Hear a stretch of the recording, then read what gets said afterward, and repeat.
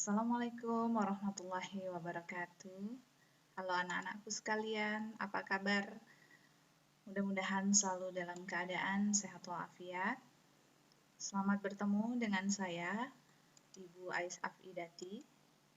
Kebetulan saya mengajar biologi di kelas 12.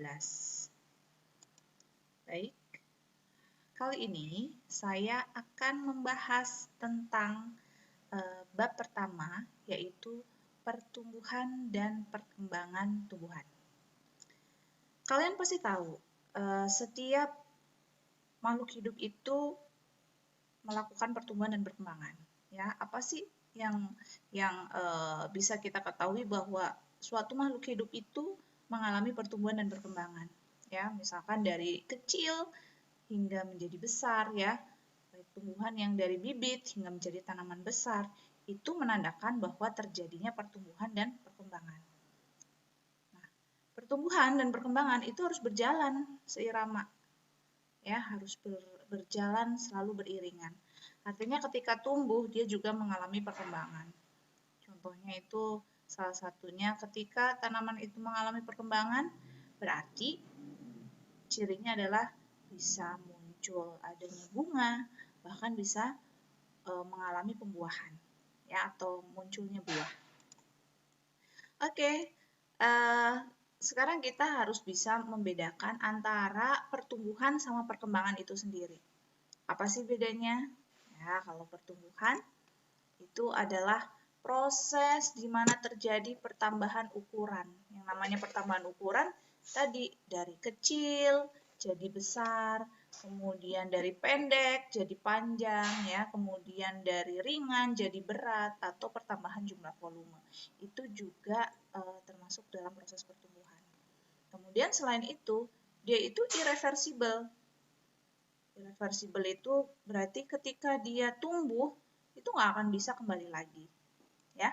Kemudian sifatnya adalah kuantitatif. Sifatnya adalah kuantitatif. Kuantitatif itu dinyatakan dalam ukuran, artinya panjang dalam bentuk sentimeter, ya kan. Kemudian volume dalam bentuk milimeter bisa, ya.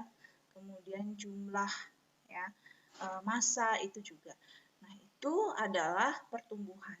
Nah, sekarang Ibu contohkan, kalian lihat pada layar di sini bahwa ada contoh biji jagung yang ditanam. Kalian lihat di sini, dari biji jagung yang ditanam, lama-lama dia muncul sesuatu dari bagian bawah si biji ini.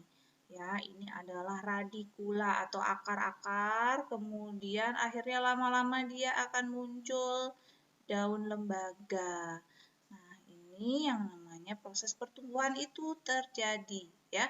Lama-lama tinggi, tinggi, tinggi. Jadi tanaman di sini yang Ibu contohkan adalah zeames, ya, atau tanaman jagung.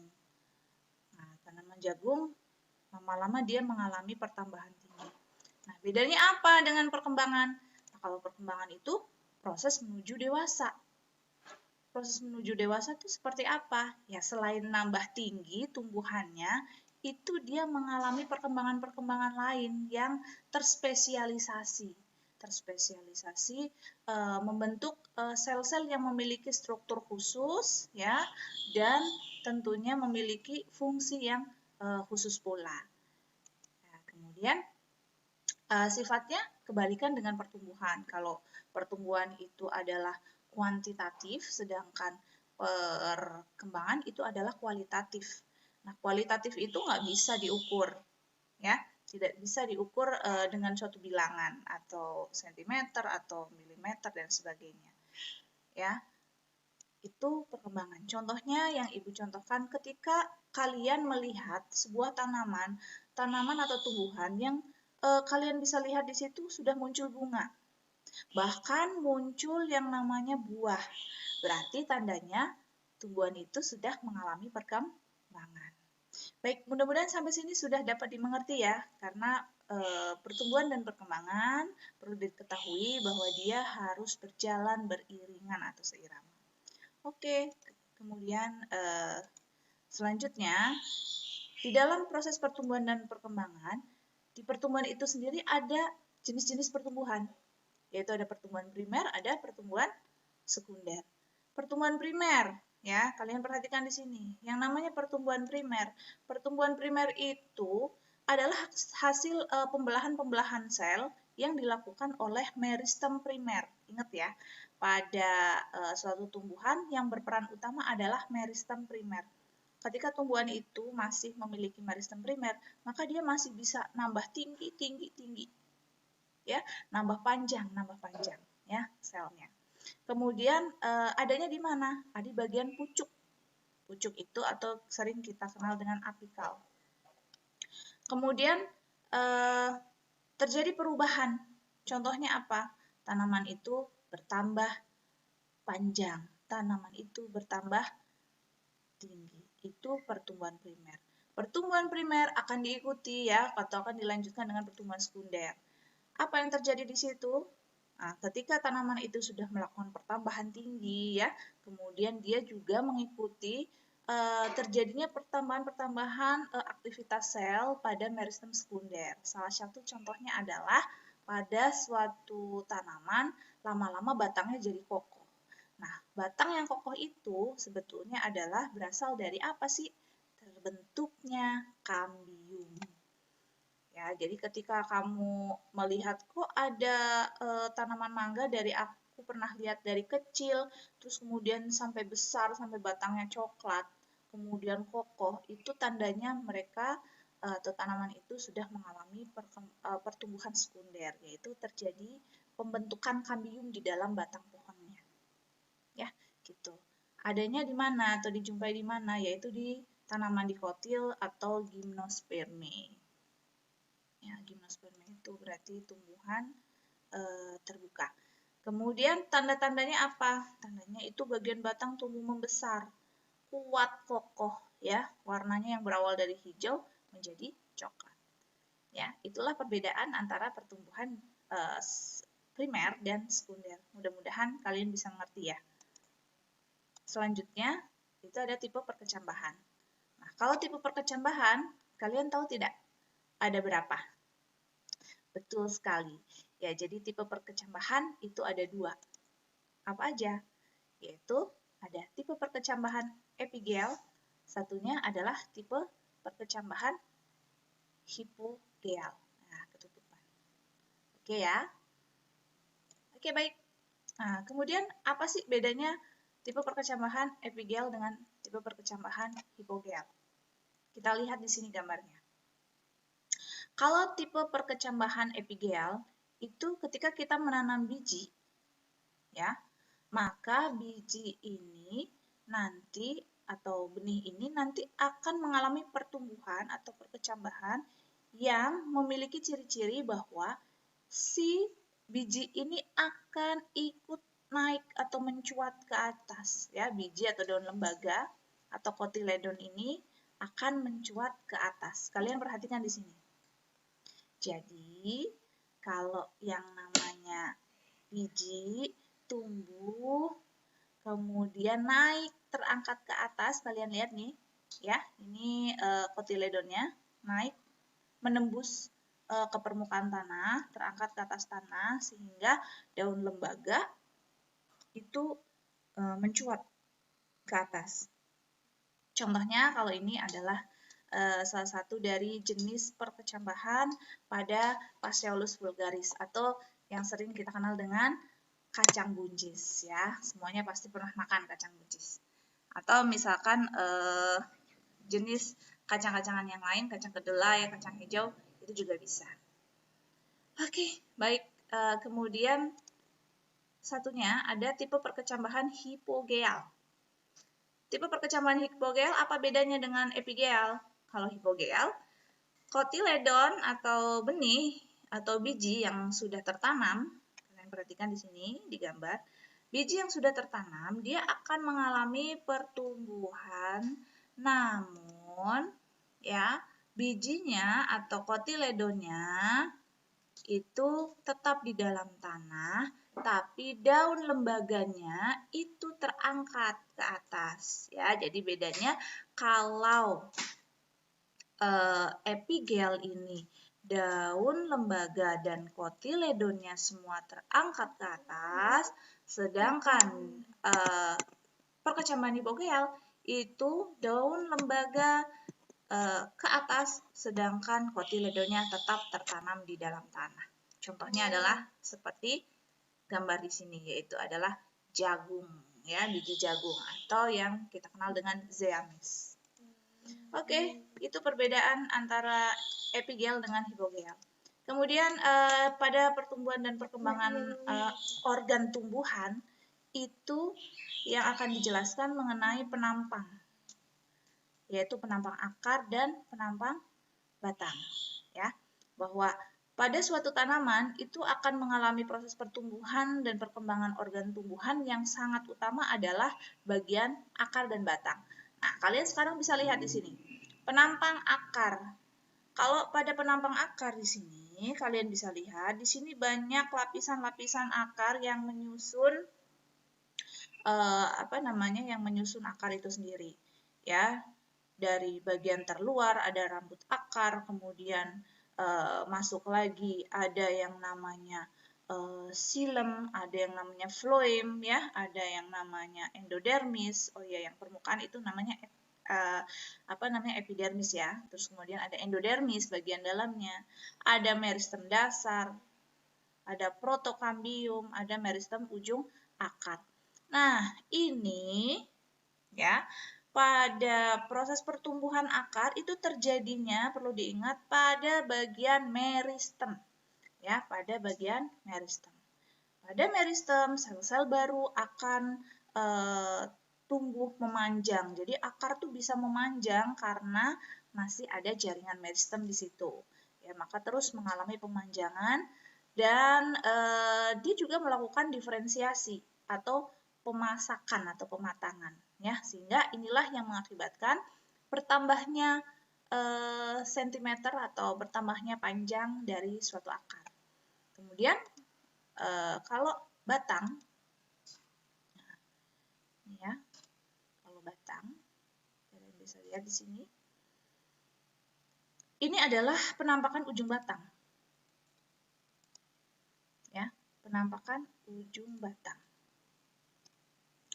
Pada ujung batang itu kalian bisa lihat di sini.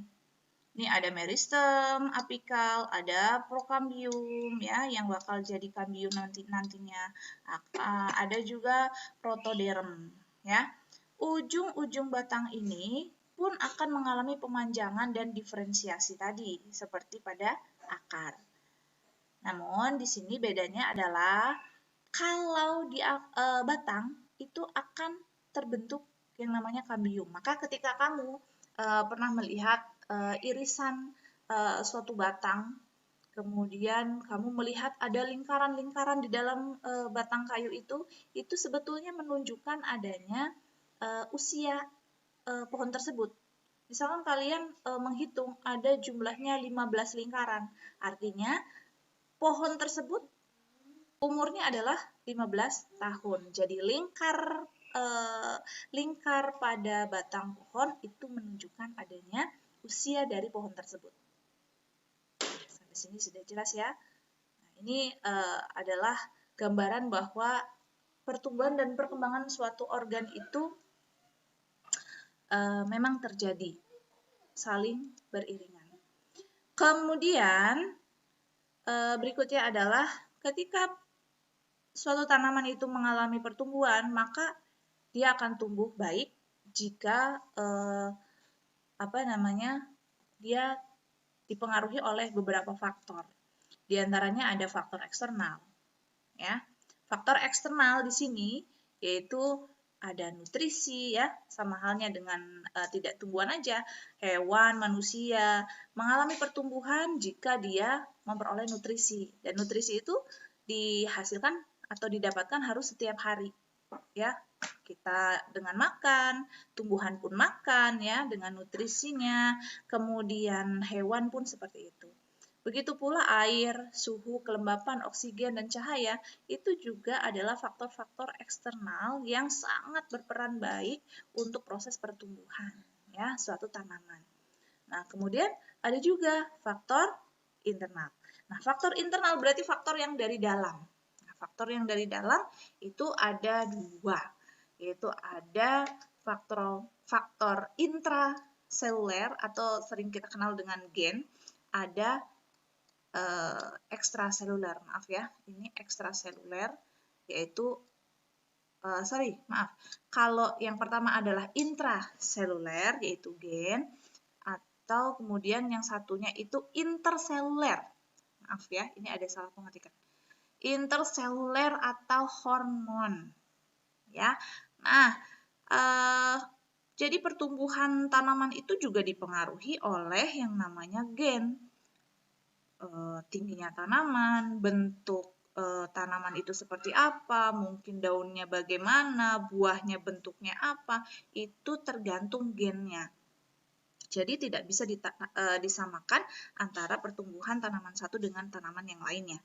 Kemudian ada juga hormon. Hormon ini sangat berpengaruh juga pada proses pertumbuhan suatu tanaman. Nah, apa aja sih hormon itu? Banyak ya. Di antaranya yang sering kita kenal ada auksin, ada sitokinin, ada giberelin, ada asam absisat, ada asam traumalin, dan kalin. Nah, hormon-hormon ini memiliki peranan-peranan tersendiri, ya. Jadi hormon-hormon ini memiliki manfaat atau peranan tersendiri dan letaknya pun di bagian masing-masing. Tidak semuanya mengumpul pada bagian tertentu pada suatu tanaman, ya. Jadi ada yang di bagian daun, ada yang di bagian batang, ada yang di bagian akar, karena memiliki fungsinya masing-masing. Kemudian yang terakhir itu ada kelainan yang terjadi pada tumbuhan. Nah, kelainan yang terjadi pada tumbuhan itu diantaranya. Kalian tahu ya bahwa tumbuhan itu tadi harus mendapatkan nutrisi yang sangat cukup. Nutrisi yang sangat cukup itu dengan tujuan adalah untuk proses pertumbuhan yang sangat baik. Nah, namun ketika suatu tumbuhan itu tidak memperoleh nutrisi secara baik, maka inilah yang disebut dengan defisiensi. Suatu tumbuhan yang sudah mengalami defisiensi itu akan memunculkan sebuah kelainan, diantaranya adalah, ya.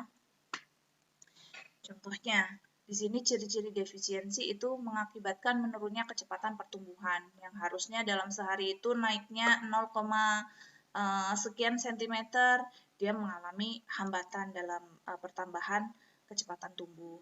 Kemudian bahkan ketika kekurangan nutrisi tertentu bisa mengakibatkan kematian.